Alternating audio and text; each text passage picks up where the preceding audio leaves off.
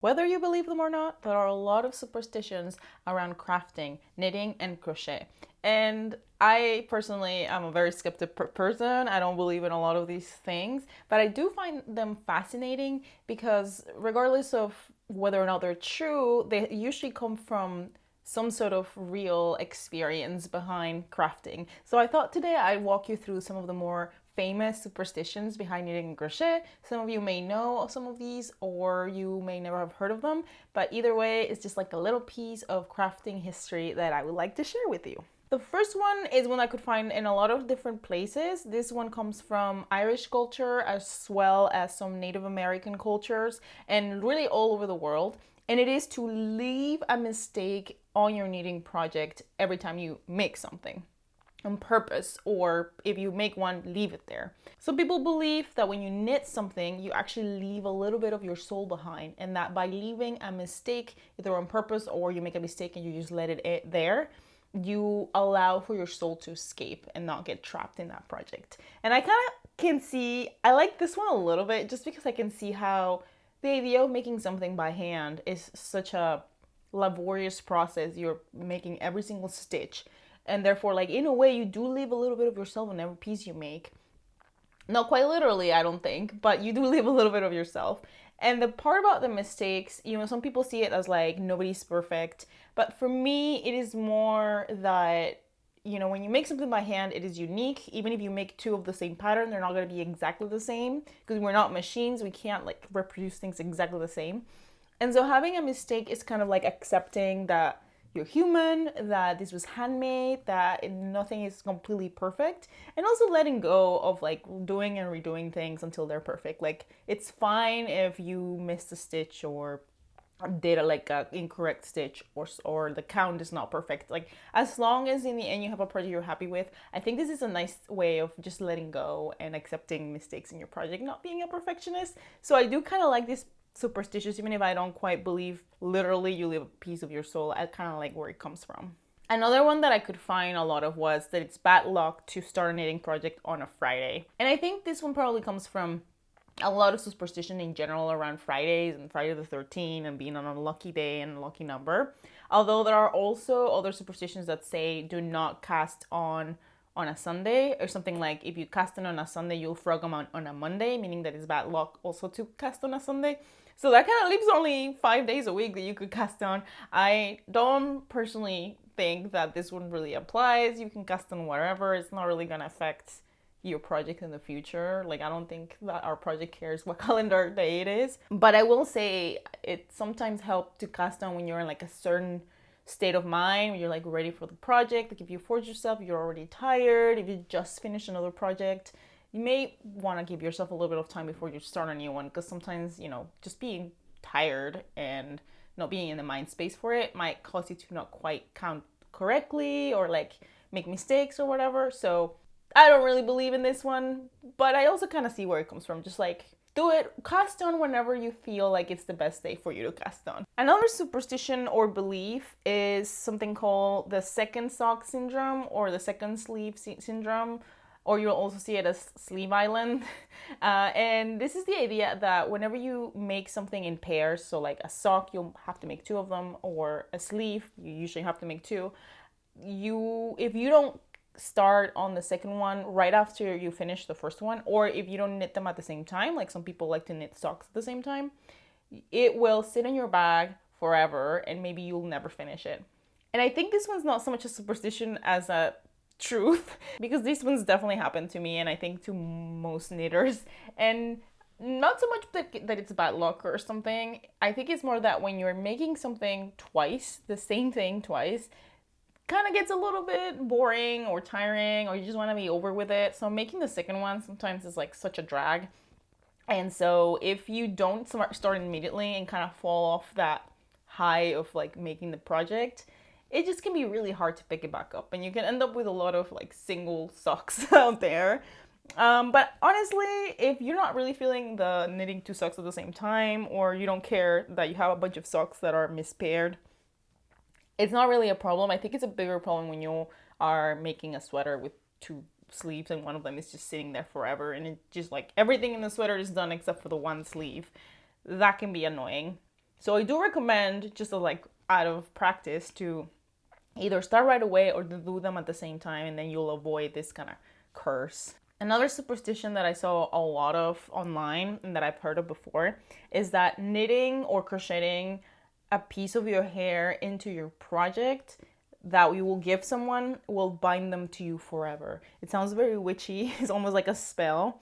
This idea that if you put literally something of yourself, like a hair, into your project, the person that will receive it will never leave you.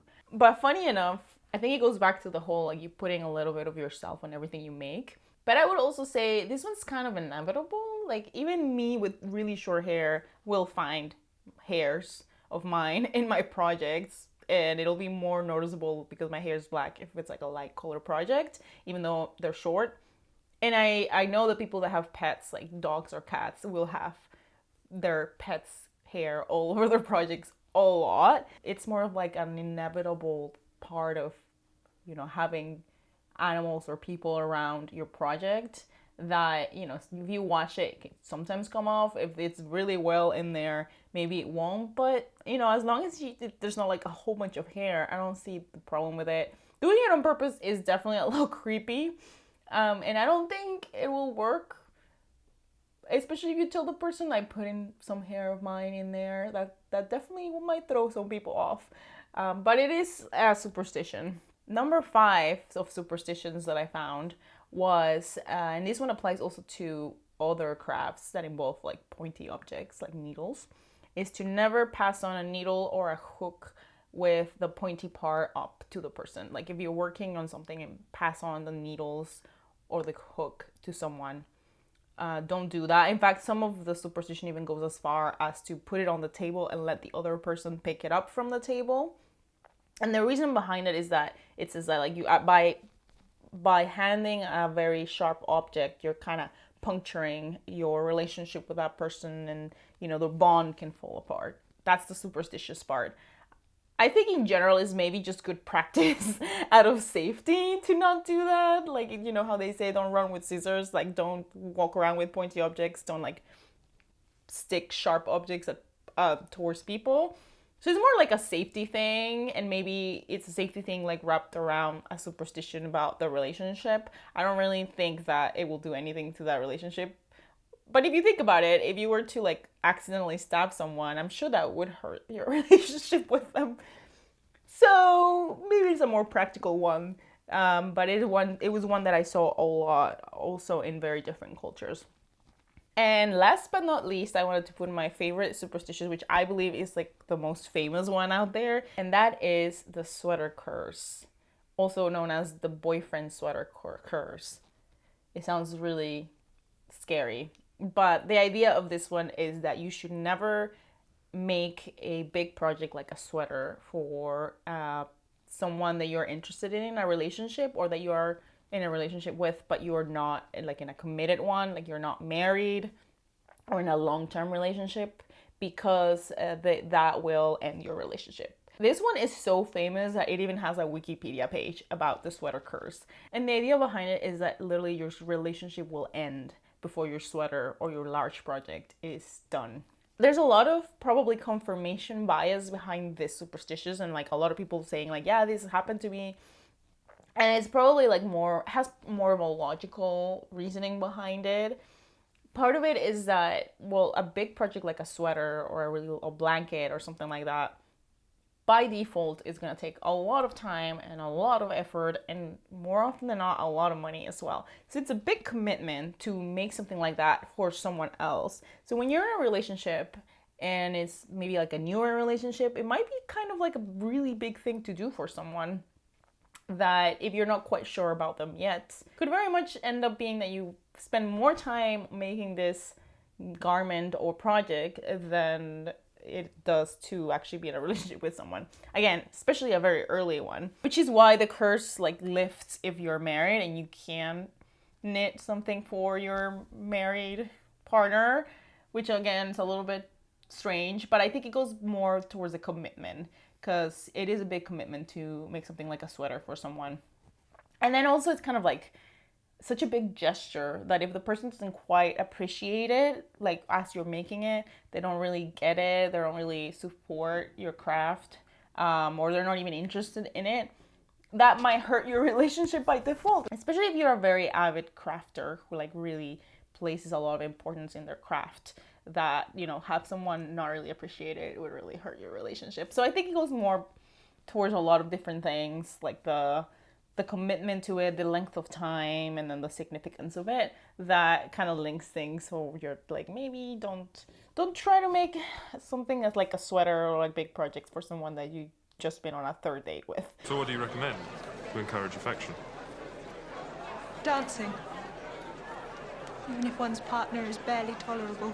There are some ways around the curse. Like I said, if you're married, that's apparently fine. And I have made plenty of sweater for my husband, like 4 or 5, and we're still together. In fact, I think the fact that he appreciates them and wears them and loves them and supports my craft kind of strengthens our relationship. So maybe that kind of confirms it.